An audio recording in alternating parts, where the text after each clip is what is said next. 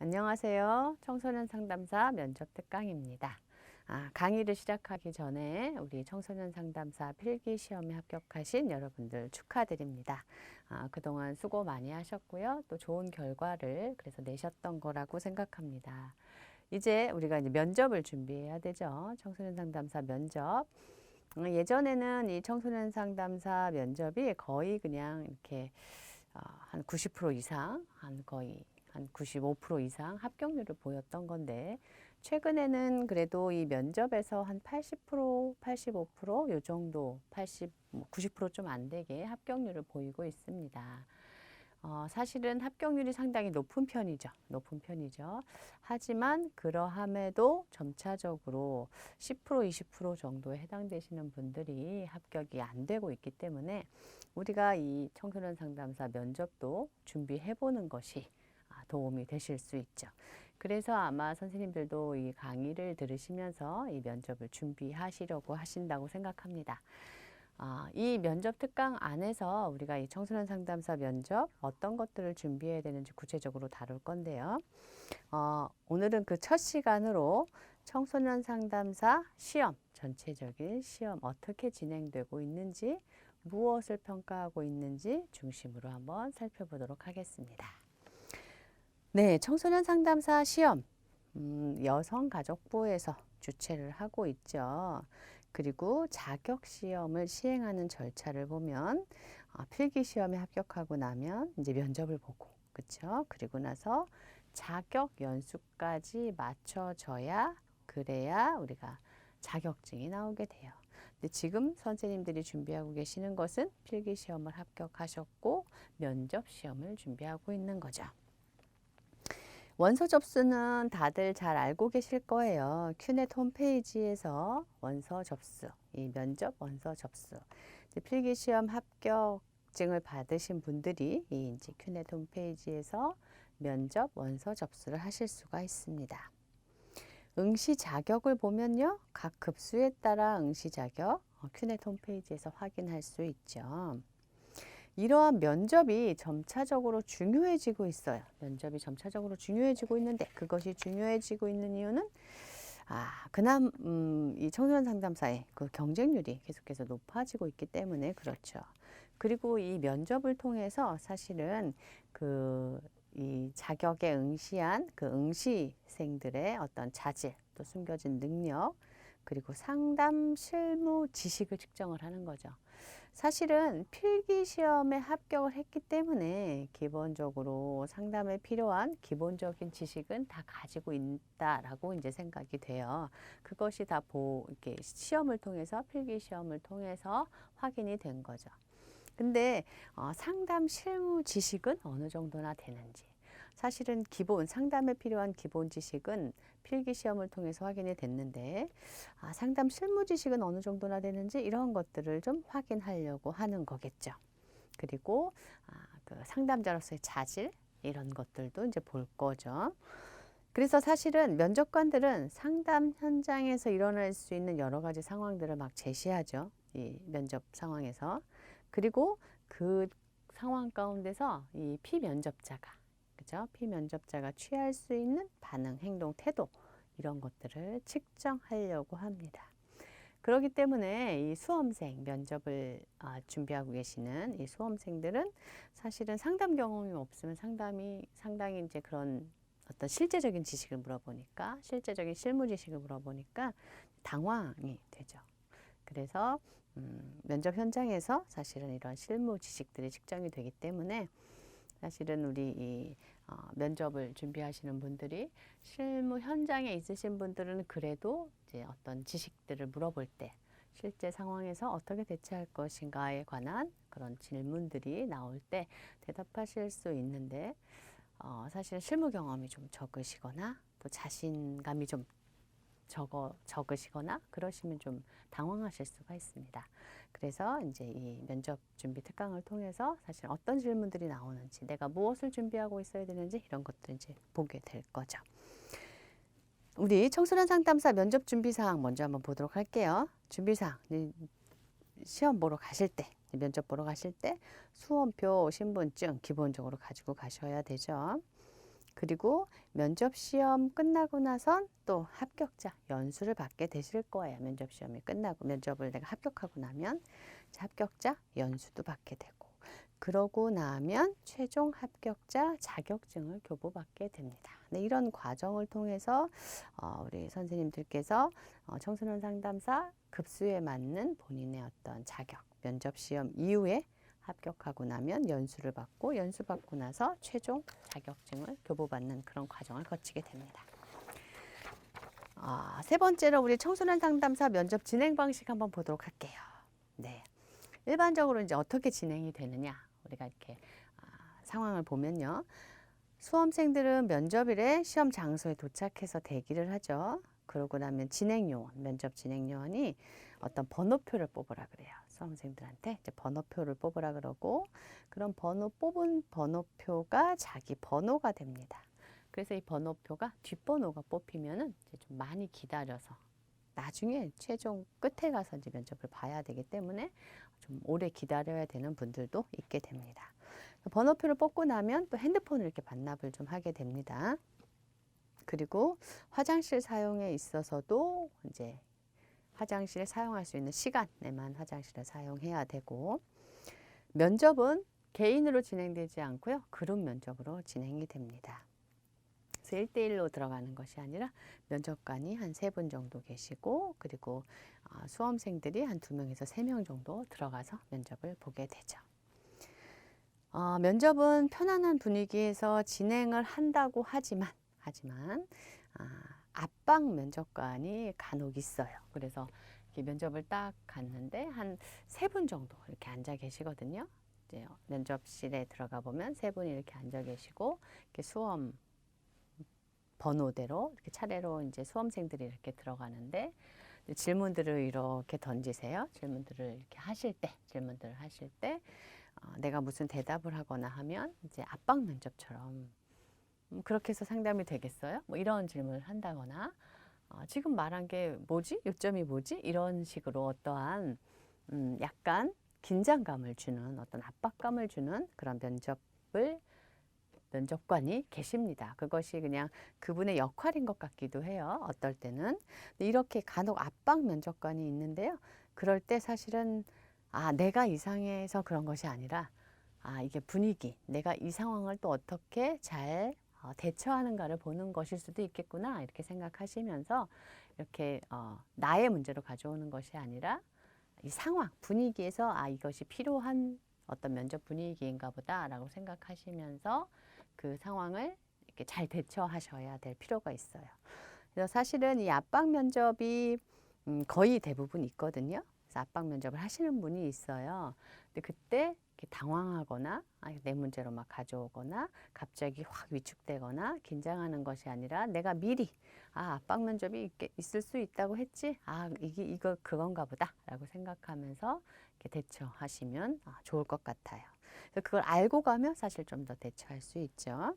그래서 면접 진행을 할 때 이렇게 면접 장소에 도착해서 번호표를 뽑고 이제 그룹 면접으로 들어가는데 간혹 압박 면접도 있다라는 것도 알아두시면 좋을 것 같습니다. 또 면접 진행 시 유의사항이 있습니다.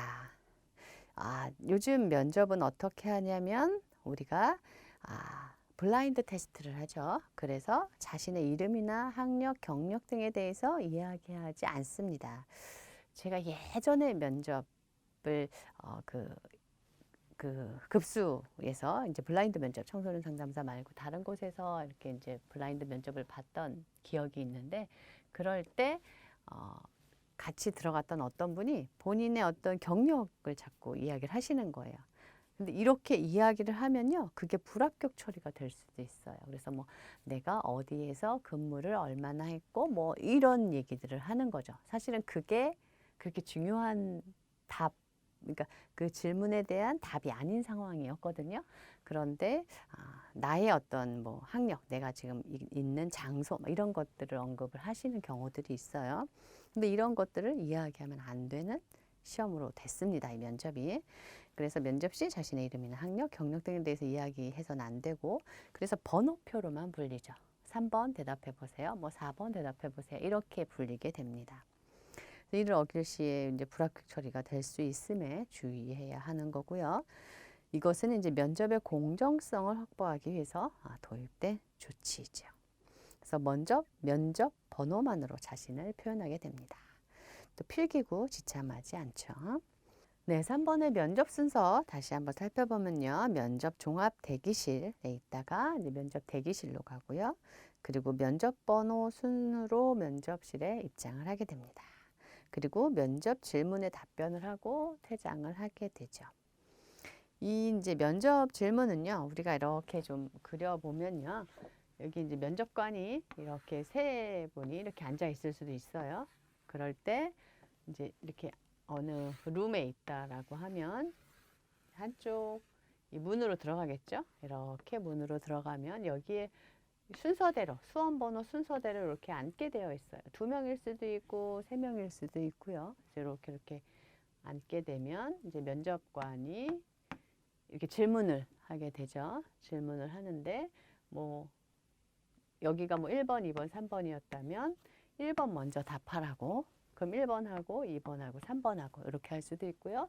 그리고 나서 또 요 면접관이 질문을 했는데 이분이 질문을 하셨는데 뭐 3번부터 답해봐라. 그럼 이렇게 답할 수도 있고 질문을 하고 나서 몇 번부터 이야기해 보세요. 이렇게 이제 할 수도 있거든요. 그래서 뭐 2번 면접관이 자 여기서부터 하고 이렇게 할 수도 있고요.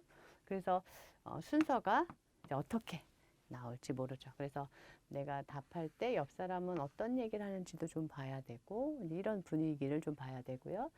그리고 아까 말씀드렸듯이 압박 면접이 있을 수 있어서 누군가 내가 답을 했는데 그런 경우들이 실제로 있어요. 막 답을 하는데 보통 답을요 오래 못해요.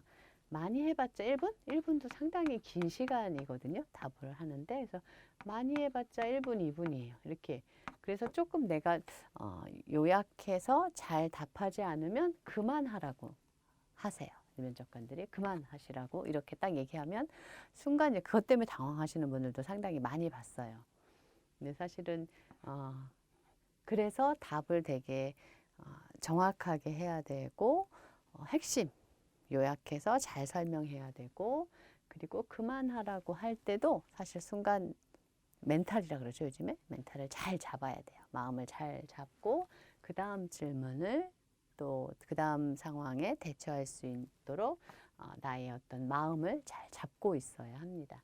이렇게 면접이 좀 진행이 되죠. 그래서 다 끝나고 나면 이제 다시 문으로 나오는데 여기 면접 대기실에 있었던 사람들과 마주치지 않고 다른 길로 이렇게 나가도록 하죠.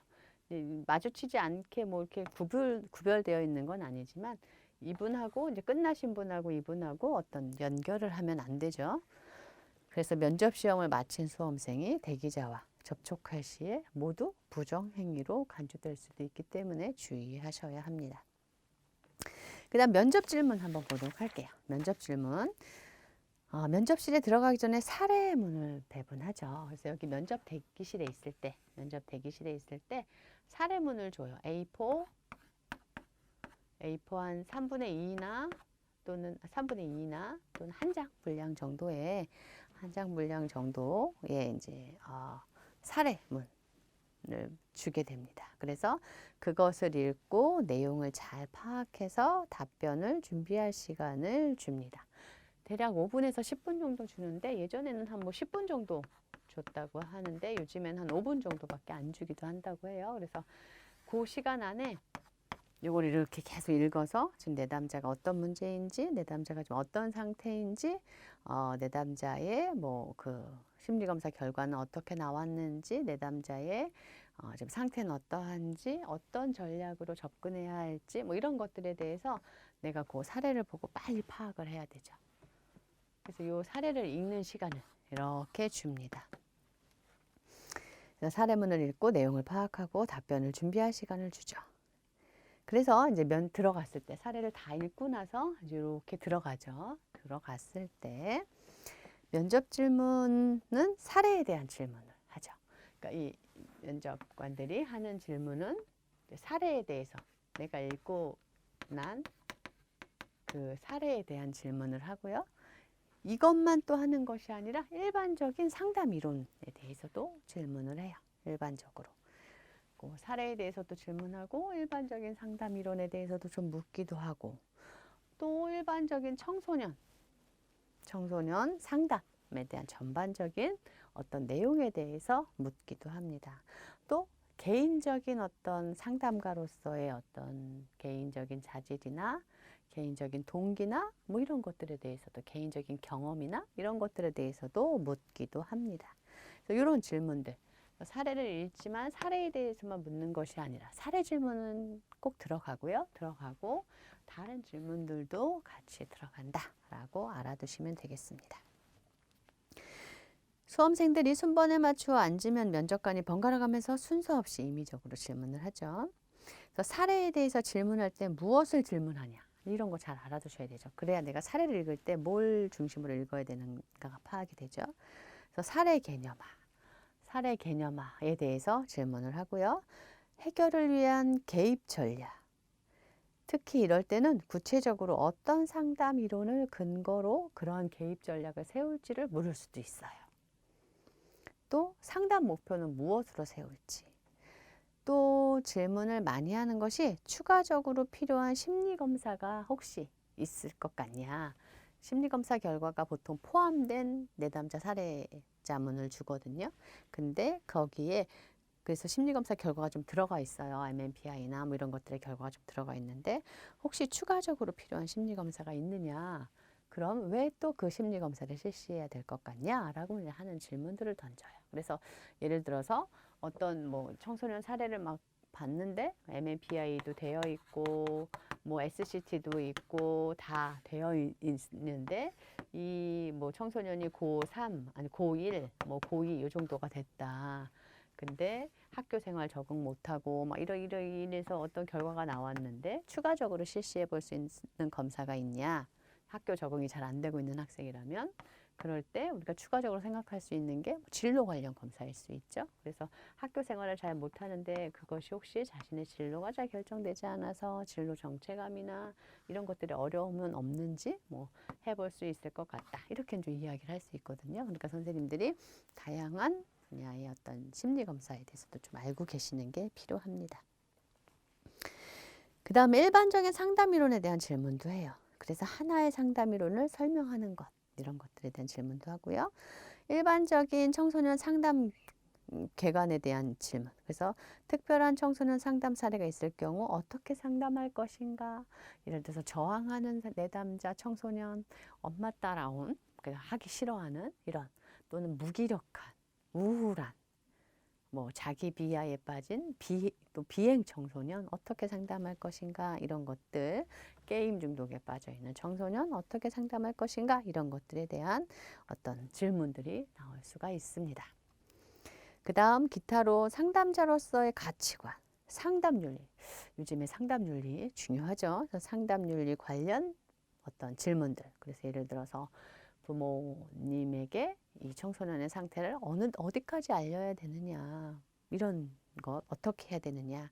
뭐 아이가 뭐 임신을 했다거나 이럴 때 아이가 심각한 어떤 성중독에 빠져 있다거나 이럴 때 어떻게 부모에게 알려야 되냐 말아야 되냐 이것을 상담 윤리적 관점에서 설명해 봐라 뭐 이런 질문들이 나올 수도 있잖아요. 이런 것들 질문이 나올 수 있습니다. 그리고 청소년 관련 기관이나 법에 관한 내용 등 이런 것들이 면접 질문에서 나올 수 있다라는 겁니다. 그 다음 네 번째 청소년 상담사 면접시험 채점표를 한번 보도록 할게요. 면접시험 채점표. 한번 표 보이시죠? 청소년 상담사 면접시험. 5가지, 그죠? 평가 항목이 5가지죠. 그래서 첫 번째가 청소년 상담사로서의 가치관 및 정신 자세. 그래서 청소년에 대한 기본적인 이해가 어느 정도로 되어 있는지. 또 사명감과 지도 철학. 내가 왜 청소년 상담사가 되려고 하는지, 청소년에 대한 마음이 어떤지 이런 것들. 그 다음에 청소년 상담사의 사회적 책임 이런 것들에 대한 어떤 인식은 어느 정도로 가지고 있는지, 동기는 어느 정도로 가지고 있는지 이런 것들에 대한 질문들이 나올 수 있죠. 그다음 두 번째 항목, 평가하는 항목은요. 청소년 상담을 위한 전문적인 지식이나 수련의 정도를 좀 파악해 보려고 하는 질문들. 그래서 이 수준이 어느 정도 되어 있는가를 평가하는 거죠. 그래서 전공 및 경력에 관한 내용들, 그다음에 청소년 관련 법령 및 정책에 대한 이해, 그리고 청소년 및 청소년 상담에 대한 전문적인 지식에 대한 이해는 어느 정도인지, 청소년 상담 프로그램에 대한 이해와 운영 능력은 어느 정도나 되는지, 이런 것들을 파악해 보기 위한 어떤 질문들이 나올 수가 있습니다. 그 다음 예의, 품행 및 성실성도 중요한 평가 항목에 들어가죠. 그래서 사용 용어가 적절한지, 그 다음에 성실하게 답했는지, 사실은 내가 잘 알지 못해도 성실하게 답하고 잘 모르는 것은 내가 추후 보완을 해보겠다, 이렇게 알아보겠다, 이렇게 답할 수 있죠. 예를 들어서 어떤 프로그램, 뭐 청소년 게임 중독자 치료하기 위한 프로그램 어떻게 진행하는 게 좋고 어떤 내용으로 구성하는 게 좋을 것 같냐, 이런 질문들이 혹시 나오면 내가 뭐 하나도 모르더라도 아 지금 뭐 청소년 게임 중독에서 이런 것이 필요한 것 같은데 내가 구체적으로 알지 못하지만 추후에 내가 이렇게 알아볼 계획이다. 뭐 수련을 해볼 계획이다. 뭐 이렇게 또 답할 수 있잖아요. 이러한 성실한 답변이 중요하겠죠.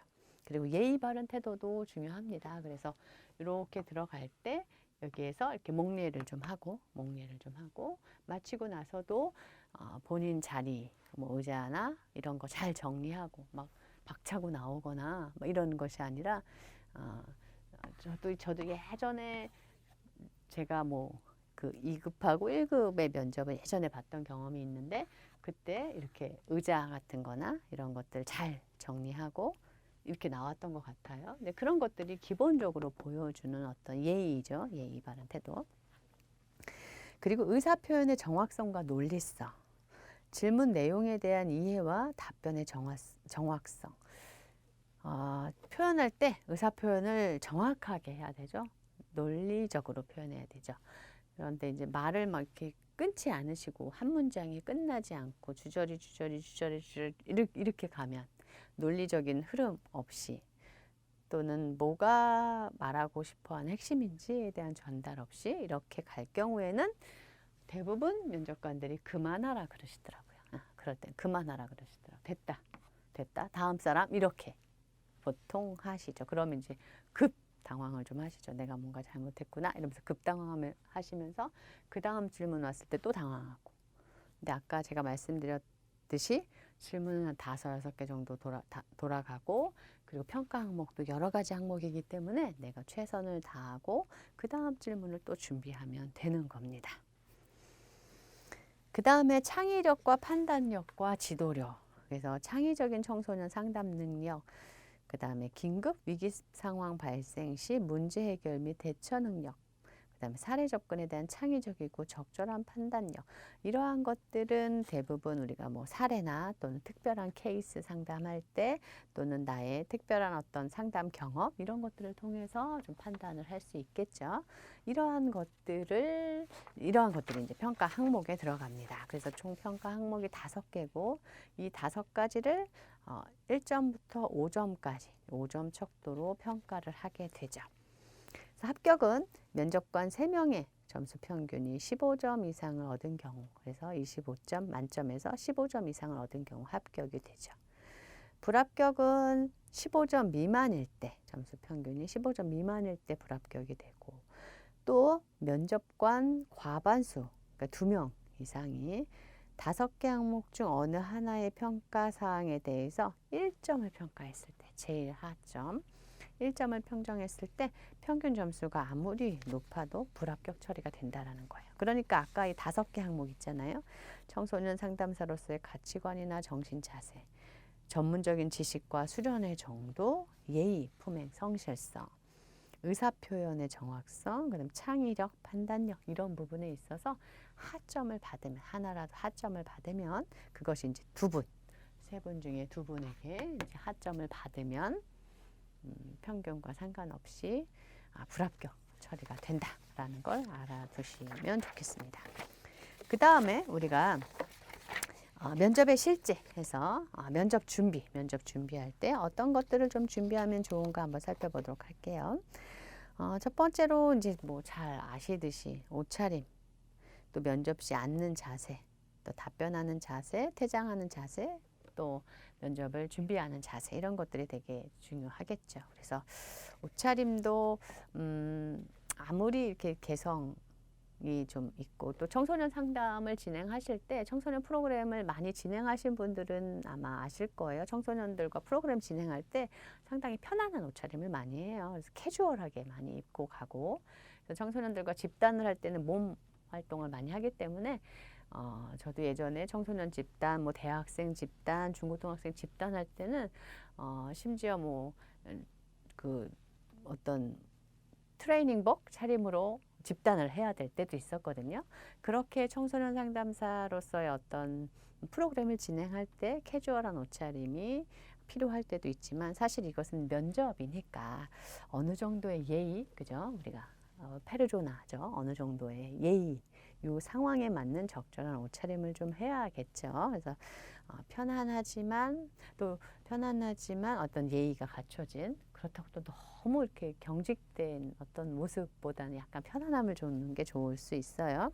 그리고 면접 시 앉는 자세, 뭐 다리를 뭐 꼰다거나 또는 뭐 팔을 이렇게 한다거나 뭐 이런 것들에 대해서 좀 주의해야 될 필요도 있고요. 근데 사실 이거는요, 내가 의식하지 않으면 내 모습을 내가 못 볼 수도 있어요. 그래서 실제로 예전에 제가 이제 오프라인에서 이 면접 강의를 할 때는 이 시뮬레이션을 만들어 보도록 했어요. 그래서 우리 선생님들끼리 뭐 면접관, 그 다음에 이렇게 수험생 이렇게 해서 거기서 내가 앉는 자세나 이런 것들도 다 피드백을 좀 받도록 했죠. 나도 모르는 어떤 게 나오거든요. 다리를 막 떨기도 하고 손을 막 이러기도 하고 이런 것들에 대해서 좀 이렇게 피드백을 받고 내가 알아두는 게 좋겠습니다. 그리고 답변하는 자세에서요. 중요한 게 여기서 그만하라고 하면 그만하셔야 돼요. 근데 이때 또 이렇게 또 더 얘기하고 싶으셔서 그만 안 하고 또 막 얘기를 하시는 분이 뭔가 부족한 것 같고 뭔가 내 의견을 다 안 들은 것 같으니까 아쉬워서 막 표현하시는데 그게 아니라 그만하라고 하면 바로 그만두시는 게 훨씬 적절할 수 있고요. 유리할 수가 있습니다. 그래서 그만하라고 하면 뭔가 충분했구나 내 답변이 아니면 지금 내 답변이 약간 어떤 체계가 좀 없고 너무 우유부단하게 답이 됐다거나 또 뭔가 논리적으로 답변이 가지 않았구나 또는 문제의 핵심에서 벗어난 답을 하고 있었나 보다. 뭐 그런 것들 여러 가지 이유가 있으니까 그러면 그냥 스탑하고 그 다음 질문을 준비하시는 게 좋죠. 면접에서 유의사항을 한번 보면요. 종교적 관점을 강하게 어필하는 것, 네, 이런 것들도 사실은 뭐 그렇게 좋지는 않죠. 그렇죠? 그래서 이런 것들 유의하셔야 되고 또 고착된 어떤 성격이나 태도나 신념 이런 것들 너무 강하게 보이는 거 있잖아요. 이런 것들도 좀 주의하시는 게 좋고요. 청소년에 대한 애정과 관심 정도. 청소년에 대해서 아무 관심이 없는데 나는 뭐 취업만을 위해서 상담사 자격증이 필요하다 이렇게 물론 우리는 취업을 위해서 필요해요. 취업을 위해서 필요하고 그래서 준비하시는 게 나쁜 게 아니라 그게 이제 우리 사회에 필요한 거죠. 그래서 내가 적절하게 행동하고 있는 거죠. 하지만 그것만 어필할 필요는 없잖아요. 그렇죠? 그래서 청소년에 대한 애정과 관심 이런 것들을 표현해 주는 게 좋고요. 자격증 취득을 취직의 수단으로만 보여줄 필요는 없다는 거죠.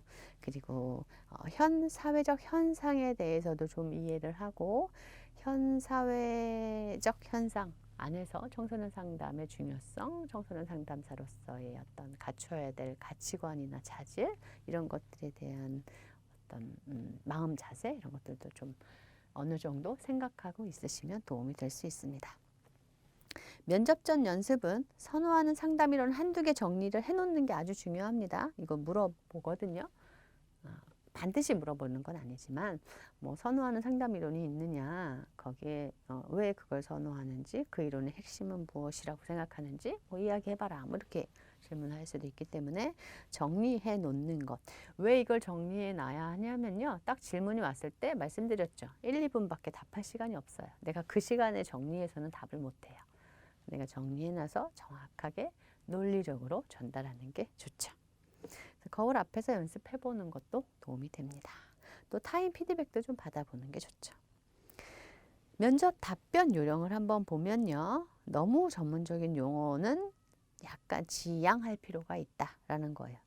그래서 자신의 지식을 드러내기 위해서 필요 이상의 전문 용어를 사용하려 할 때 오히려 그것이 더 어려움을 경험하게 할 수도 있다. 그래서 내가 어떤 상담이론에 무슨 기법을 내가 너무 좋아한다라고 얘기할 때 그 기법에 대해서 잘 이해가 아직 다 안 됐는데 내가 뭐 이해를 하는 뭐 반 정도밖에 못했는데 내가 그거를 다 아는 것처럼 얘기를 막 하면 혹시 이제 면접관이 그거를 더 추가 질문을 할 수 있어요.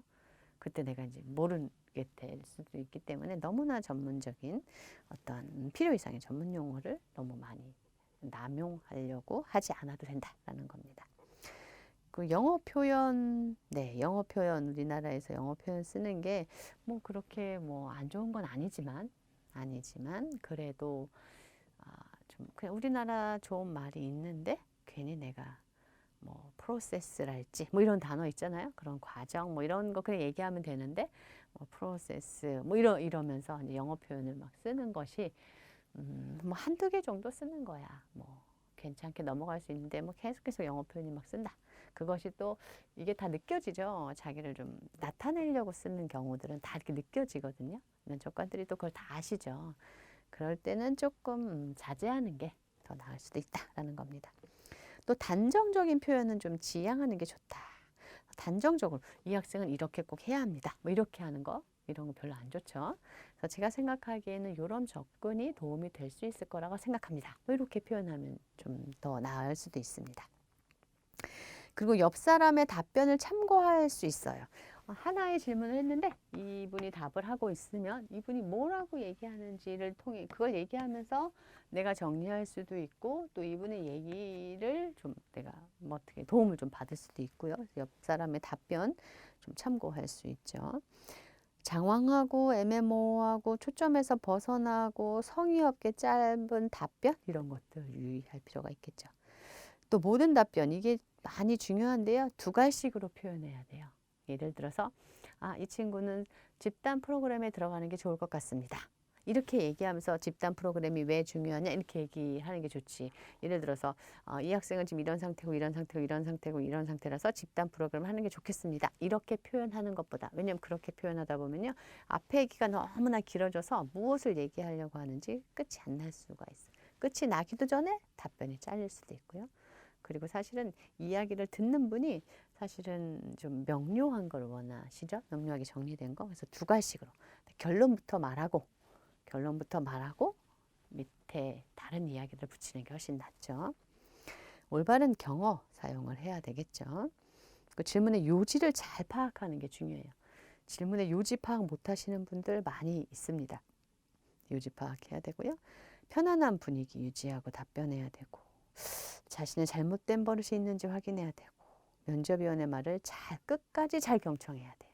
긴장해서 경청을 못 하시는 분들이 있어요. 혹시 내가 경청을 못했다. 그래서 내가 무슨 질문했는지 이해를 못 하셨나요? 근데 계속해서 잘 안 됐으면 제가 너무 긴장을 해서 잘 이해하지 못한 것 같습니다. 다시 한번 말씀해 주시겠습니까? 뭐 이렇게 부탁드릴 수도 있고요. 뭐 그렇게 하는 게 훨씬 더 진솔한 반응이 되겠죠. 그 다음에 답변 연습해 보기, 압박 면접 유의하기. 면접에서 중요하게 평가하는 건 무엇이냐면 성격상의 문제가 있는가 없는 걸 보고 싶은 거예요. 딱 와서 필기 시험에서는 이렇게 검증할 수 없는 것들을 검증하고 싶은 거잖아요. 그래서 성격상의 문제가 있는지 없는지 너무나 고착된 성격이나 어떤 태도, 신념, 눈 맞춤도 안 되는 뭐 이러한 어떤 사람인지 정말 분위기 안에서 수용적이고 포용적이고 융통성 있는 그런 유연함을 보여주고 있는지 이런 것들을 보고 싶은 거겠죠. 그래서 그런 것들. 너무 종교적인 관점이 강해서 상담 본연의 기능을 도외시하지는 않는지 뭐 전도를 해야 되겠다. 네, 청소년을 좋은 공동체, 뭐 좋은 교회 공동체, 좋은 뭐 어떤 무슨 어디 종교 공동체 데리고 가겠다. 뭐 이런 것들이 있는지 없는지 이런 것들을 좀 확인하려고 하겠죠. 청소년에 관심이 있는가? 취직을 위한 수단으로만 생각하고 있지는 않는가. 성실하고 적극적으로 대답하는 모습을 보이는가. 이런 것들을 좀 보려고 하는 것이 면접일 수 있다라는 것들을 알아두시면 좋으실 것 같습니다. 이렇게 해서 이번 시간에는 저희가 청소년 상담사 전체적으로 시험 어떻게 진행이 되고 어떤 질문들 나오고 유의하셔야 될 건 무엇인지를 중심으로 한번 살펴보았습니다. 수고하셨습니다.